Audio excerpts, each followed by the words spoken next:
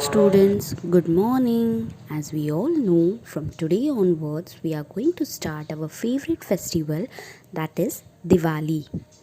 Diwali is also known as Deepavali. It is one of the India's biggest festival. The word Deepavali means rows of lighted lamps. It is a festival of lights and lots of gifts, and Hindus celebrate it with joy. During this festival, people light up their houses and shops with diyas.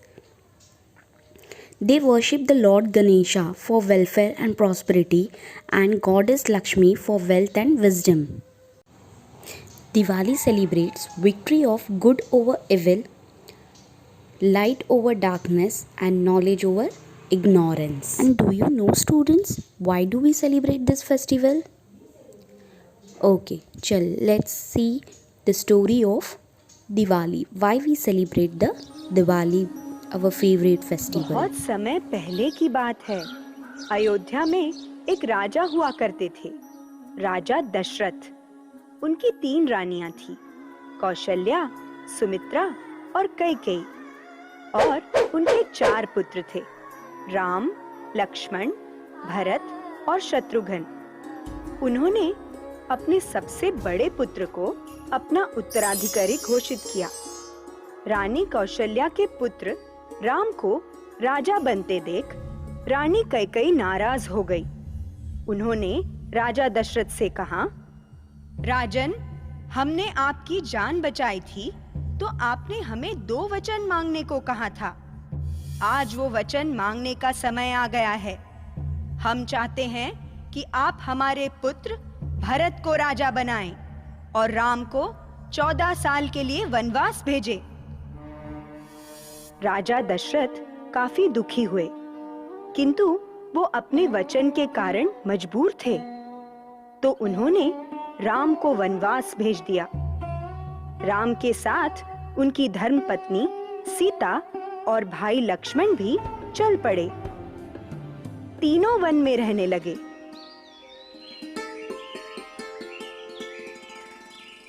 एक दिन शूर्पणखा नाम की एक राक्षसी एक सुंदर नारी का रूप धारण कर वहां आई। वो राम जी को देखकर मोहित हो गई और उन्हें जाकर बोली, मुझे आपसे शादी करनी है। राम जी ने मुस्कुराकर कहा, देवी, मैं तो पहले से ही शादीशुदा हूँ।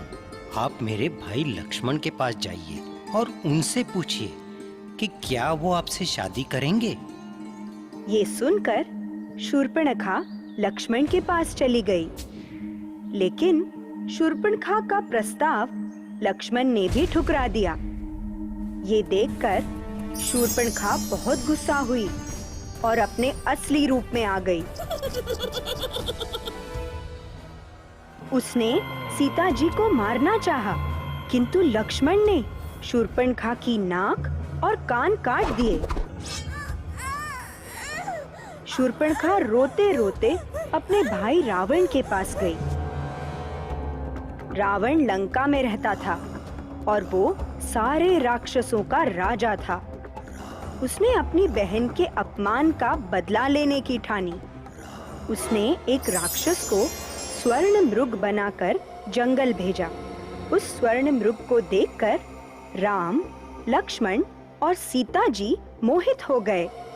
राम और लक्ष्मण उस मृग के पीछे पीछे भागे ताकि वो उसे पकड़कर सीता जी को दे सके। इतने में रावण अपना रूप बदलकर साधु बनकर सीता जी के पास आया और सीता जी को अगवा करके ले गया। राम और लक्ष्मण जब वापस आए तो उन्होंने देखा कि सीता जी घर पर नहीं हैं। तो दोनों उन्हें खोजने लगे। खोजते खोजते उन्हें एक घायल पक्षी मिला जिसका नाम जटायु था। जटायु ने राम जी को बताया कि रावण सीता जी को अगवा करके ले गया है। उसने रावण को रोकने की कोशिश की, लेकिन रावण ने उसके पंख काट दिए। राम और लक्ष्मण लंका की ओर चल पड़े।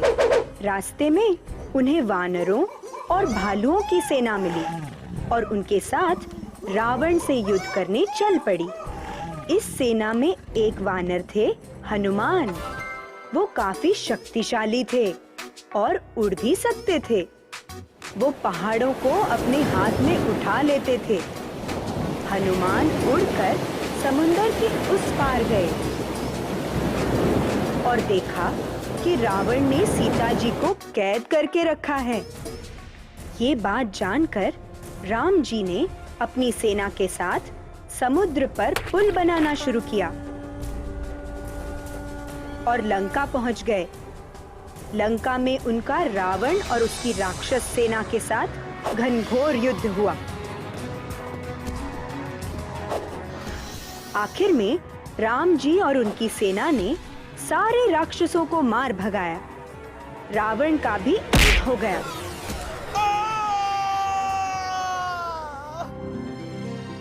और राम जी युद्ध जीत गए।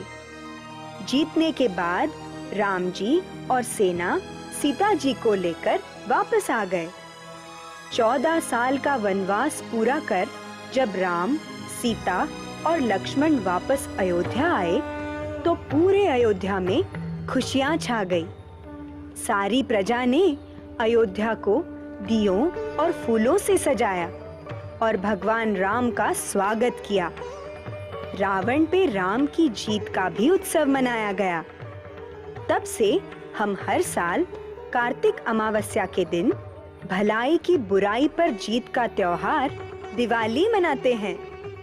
Students, I would like to tell you one thing, that this year's Diwali is not as like the other years.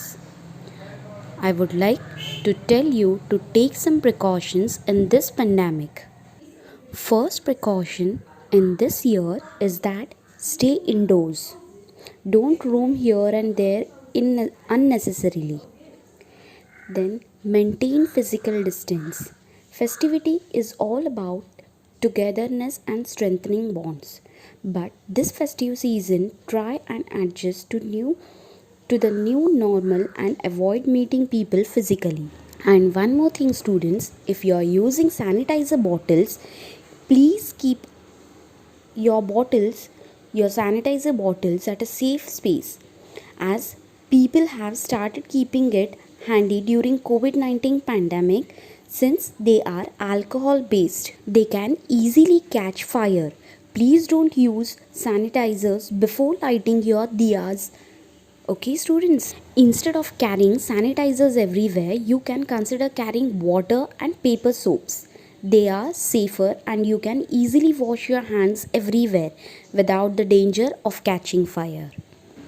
And last but not the least thing, a big and great thank you for our great Corona warriors.